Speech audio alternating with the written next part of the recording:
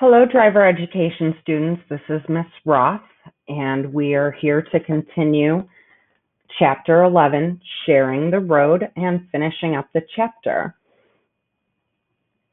We are on Chapter 11.3, Motorcycles and Scooters.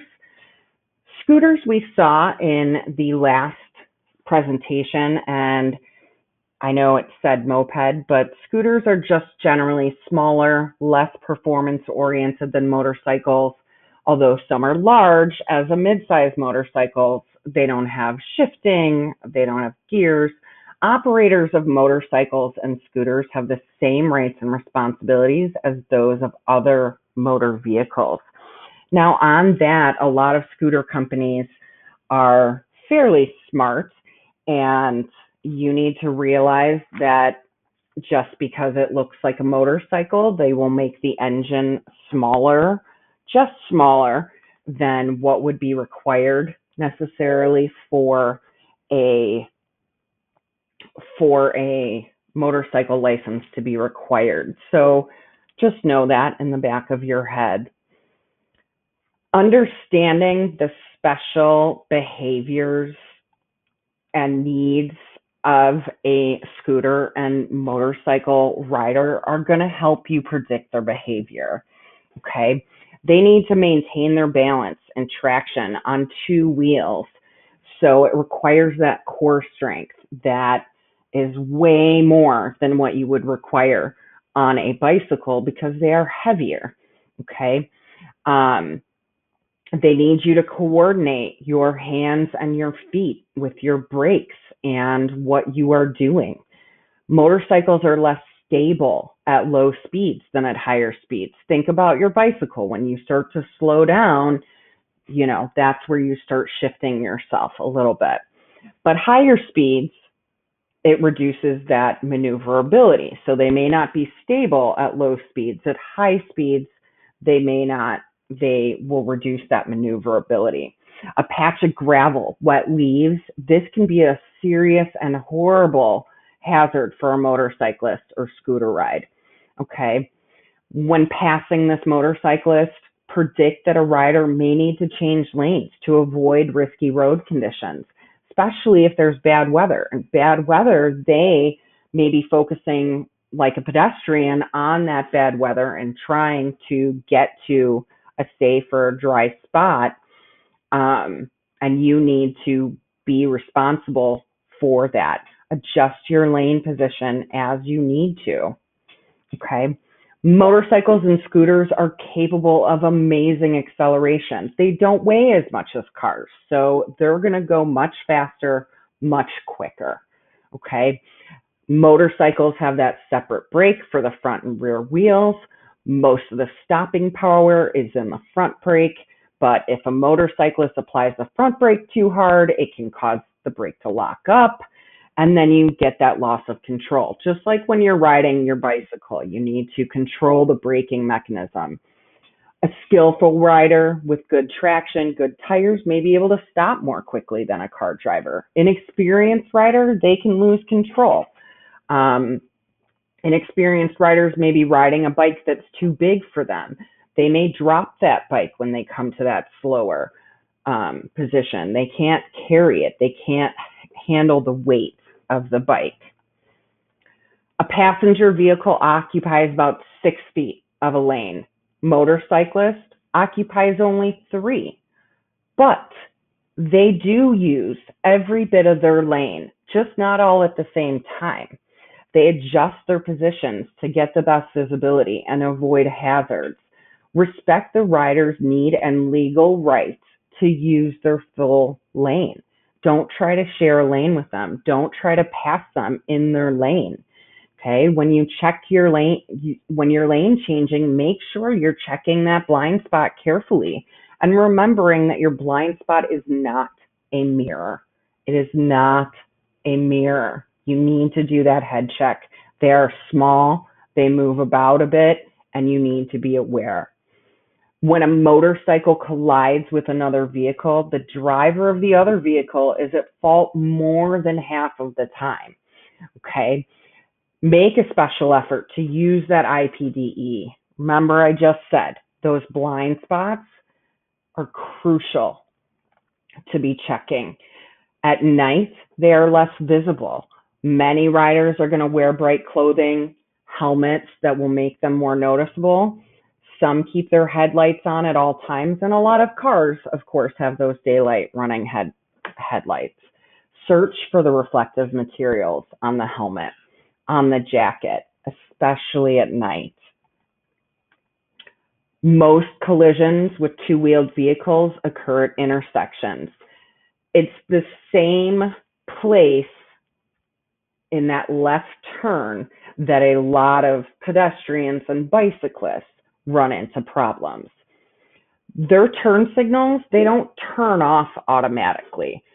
So a good rule of thumb is do not just cross and go through traffic or go straight ahead until the motorcyclist has either made their turn or crossed through the center of the intersection.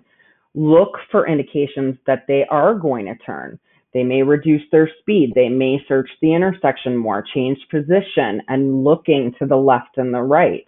But obviously, they're going to be trying to do this either way. Don't go straight into a motorcyclist until you're sure they are going straight or if they have made that turn already. Okay. Motorcyclist turning right, again, has the entire lane for the new path of travel. So that path of travel, remember, is where you want your car to go. Multiple right turning lanes create a hazard because some drivers move to a different lane during the turn. Watch for riders making those left turns and then stay within your lane. I already went over turning left in front of the motorcyclist. Just remember to leave that space, that time. This is a major cause of rider fatalities. This is a major cause of collision. And then again, I mentioned adverse weather conditions.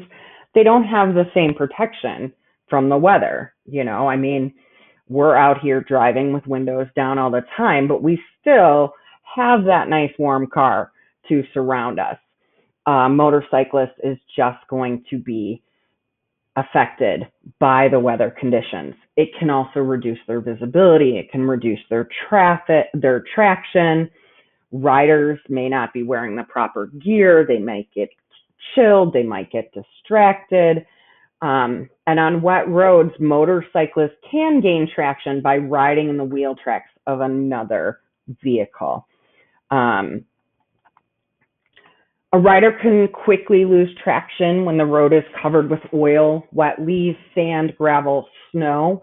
Remember that the worst part of any weather condition is when it first starts to rain, or when it first starts to rain and the oil comes up from the road, because oil and water don't mix. So when it first starts raining, it's super slick and you can't see these oil patches until the oil dissipates to the sides of the road. Okay. In adverse weather, when visibility and traction are decreased, make the prediction a motorcycle has worse traction and visibility than your vehicle. Search for these riders who are in these conditions and increase your following distance. Give them that respect. Sometimes you're going to have motorcyclists that are going to be carrying passengers. Realize that motorcyclists not only then have to carry the weight of their bike and their self, they then have to take on the weight of that passenger. Okay. They need some passengers on motorcycles are not experienced. So the driver, if they are experienced, might have them just sit upright instead of move into the turn with them. And then again, they have to take on that weight to control it. A lot of motorcyclists are going to drive in groups of 2 or more, and they ride in kind of a staggered position where they're next to each other, but one's slightly in front and one slightly in back. So they take up that whole lane, and people don't try to pass in the lane that is legally theirs.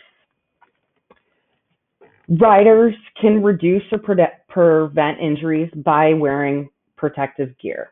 It has two purposes: comfort and protection. Most states have laws requiring riders to wear helmets, but I'm not going to lie here, guys. Illinois is not one of them. Helmets are not required um, to be worn in Illinois, even in the city. In a collision, these helmets can save lives. They also can reduce the noise of the wind and prevent fatigue. Other things people can wear: goggles or face shields. Again, going back to Illinois, the only thing required by motorcycle riders is eye protection. That's it. That's all they need to be wearing. But they can also wear gloves, over the ankle boots, sturdy jackets, and pants. You get pushed off that motorcycle, fall off, that gravel will get in your body and occasionally pop out years later.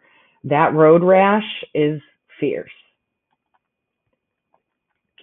And then we come to trucks, buses, emergency vehicles, and specialized vehicles.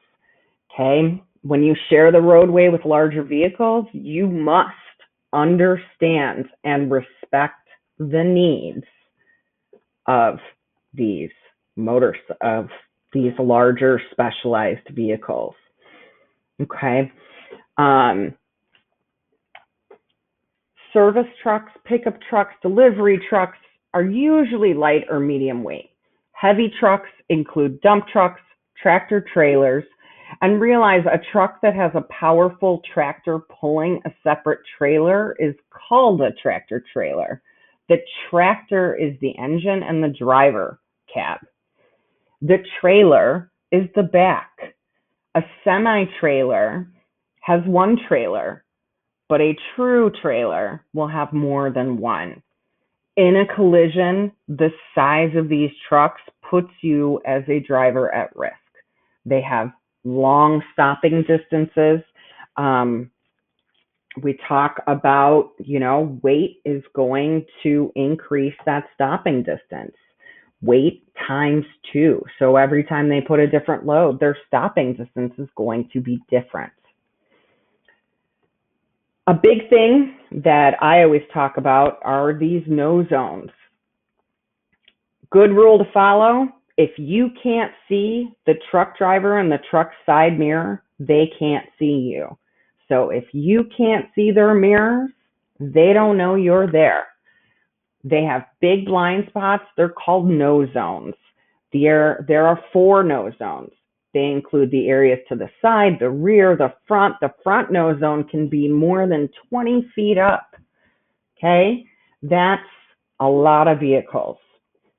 Right side blind spot, most dangerous because trucks make wide right turns and cannot see you clearly.